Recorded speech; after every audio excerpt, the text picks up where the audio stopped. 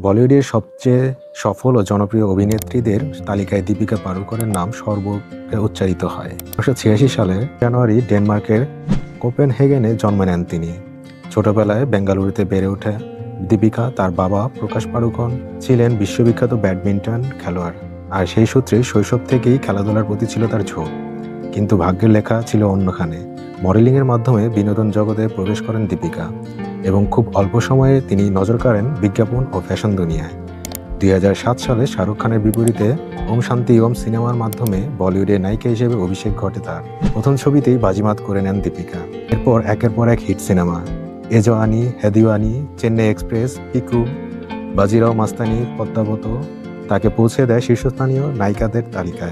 অসাধারণ অভিনয়, গ্ল্যামার আর পরিশ্রমী মানসিকতার কারণে তিনি শুধু ভারতে নয়, আন্তর্জাতিক পর্যায়েও খ্যাতি অর্জন করেছেন। এমনকি হলিউডের cinema XXX return of Xander কেস-এ অভিনয় করেছেন তিনি। ব্যক্তিগত জীবনে 2018 সালে সহ-অভিনেতা রণবীর সিং এর সাথে বিবাহ বন্ধনে আবদ্ধ হন তিনি। অভিনয়ের পাশাপাশি মানসিক স্বাস্থ্যের পক্ষেও সোচ্চার কণ্ঠ হিসেবে দীপিকা সমাজে বিশেষ ভূমিকা রাখছেন।